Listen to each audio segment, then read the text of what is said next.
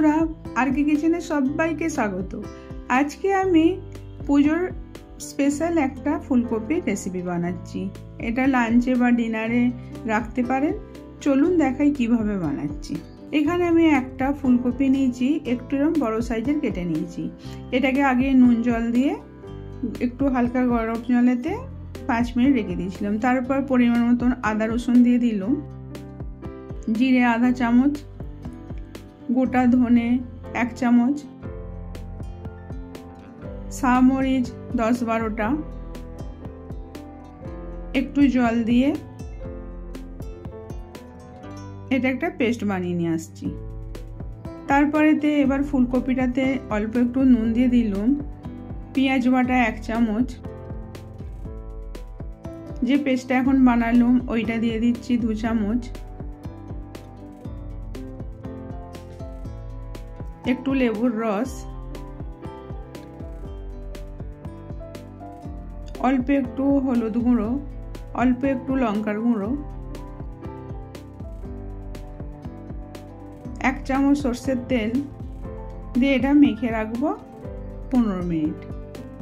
একটু ভালো করে মেখে নিতে হবে।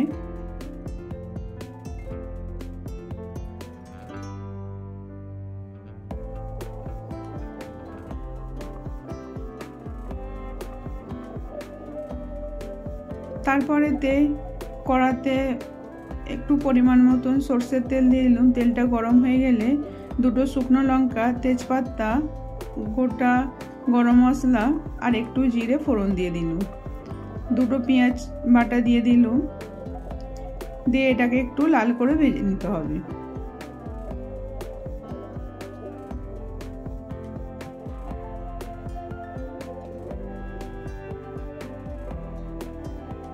একটু লাল করে ভাজা হয়ে গেছে।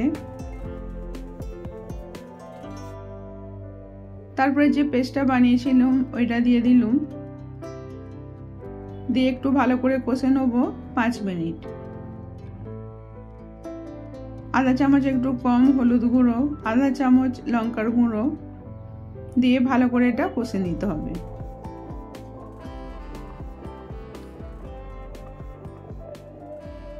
অল্প জল দিয়ে একটু মিক্স করে নেব।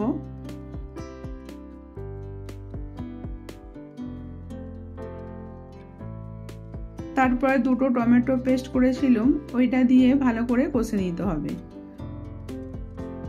টমেটো দেওয়ার পর আরো 5 মিনিট কষে নিয়েছি। তারপর ম্যারিনেট করা কপিটাকে দিয়ে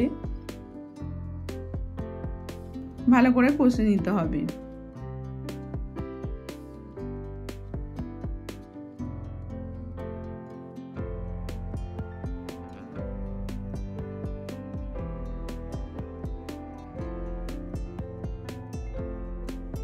ভালো করে কষার পরেতে স্বাদ মতো নুন দিয়ে দিলাম, অল্প একটু জল দিয়ে মিক্স করে নিচ্ছি।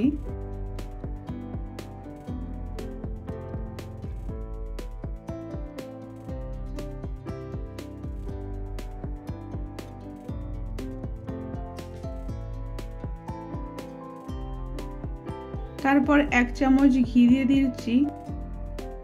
ঘিটা দিয়ে ভালো করে মিক্স করে নিতে হবে। অল্প একটু গরম মশলা দিয়ে দিলাম,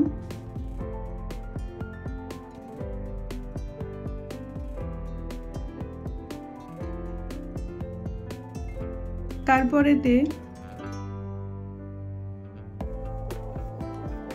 গরম জল অল্প দিয়ে দিচ্ছি 1 কাপের মতন। এখানে গরম জলটাই দেবেন।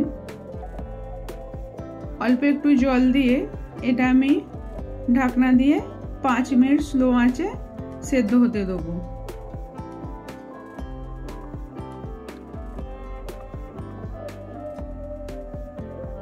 চাপাটা এবার দিয়ে দিচ্ছি। এবার 5 মিনিট পরেতে ঢাকনাটা খুলে একটু নেড়ে দিচ্ছি তরকারিটা। এইভাবে ফুলকপির দম বানিয়ে দেখবেন। এটা লুচি, পরোটা, ভাত সবার সাথেই ভালো লাগবে। ভালো লাগলে লাইক, কমেন্ট, শেয়ার করবেন। আবার অন্য কোনো রেসিপি নিয়ে আসবো।